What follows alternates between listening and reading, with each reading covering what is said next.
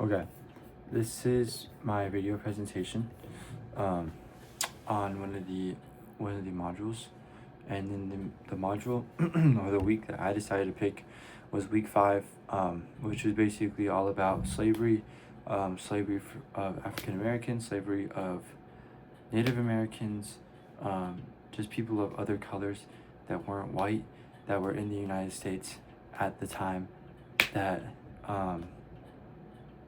The people from other countries came over, or the Americans at the time. Of course, that we know, this was worse in the southern region, where the Union was up north, and then all the pro-slavery was south, and then the anti-slavery was more north. So, and that's more of like the West Coast. So like all of your southern states like Florida, Alabama, those are pro-slavery back before the abolishment of slavery. But then the more northern states like New York, Boston, Massachusetts, those are all anti-slavery states up there, or the Union. But anyways, my source that I decided to use, it's a song. It's an old slave song, but though it was recorded in 1930 by Ed Lewis, and it's called "I Be So Glad When the Sun Goes Down." So yeah, it's a song, and the title is, of course, "I Be So Glad When the Sun Goes Down." The name of the author would be Ed Lewis, but we don't know who the original author was because it's an old slave song. And then we don't really know when the year was, because it was back before black artists were able to get recognition for their music. Back when African Americans were thought of 3/4 of a person. So all I know is that the song was recorded by Ed Lewis in the 1930s. That's when the original track was produced. But of course, it was an old slave song before that.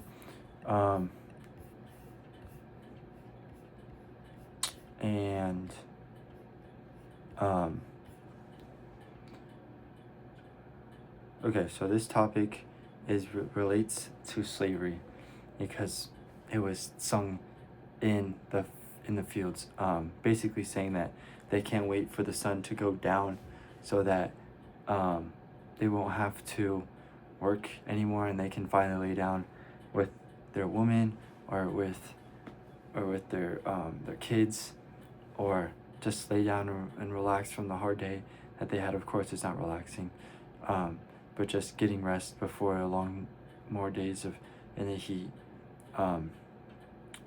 And so that's just covering how in the lecture it kind of relates to chattel slavery, as it states that in the lecture that this kind of slavery is to own humans as property, and to the slave owners, the African Americans were their property, and they would not let them go, because if they would let them go, then they're losing out on their production of cotton and all this other materials that they needed the African Americans to farm for them, because they weren't going to farm it themselves when they can get someone else to do it for them, especially their slaves.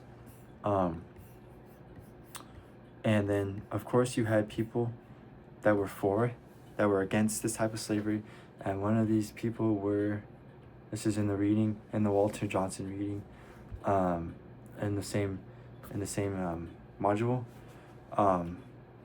It is Karl Marx. It says, for Karl Marx, slavery was a moment in the history of primitive accumulation, the initial process of disposition out of which capitalist social relations were subsequently built. It was the past to the present of capitalism. Basically saying that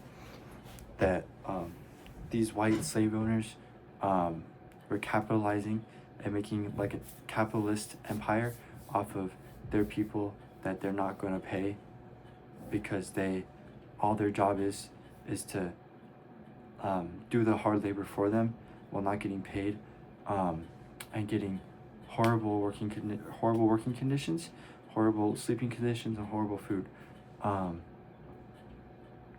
So Karl Marx is one of the people that was against slavery and against chattel slavery. As chattel slavery also states in the lecture that slavery is inheritable to children. So basically, your children will be enslaved to the same owner throughout their life, and it's just like an ongoing cycle until they finally abolish slavery in the 1860s. And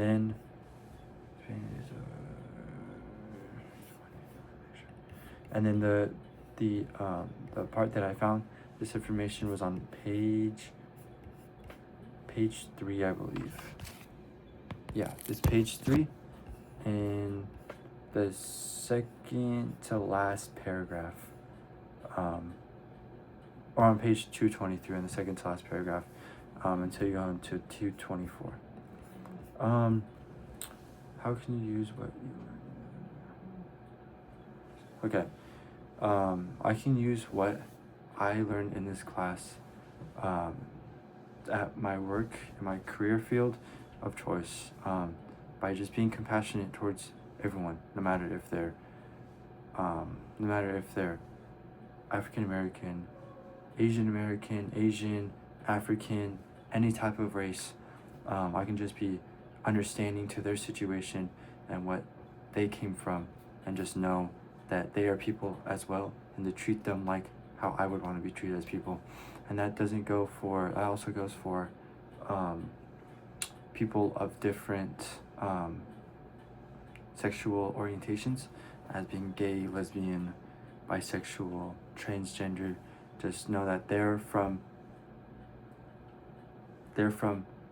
perspective of life is different than my perspective of life. And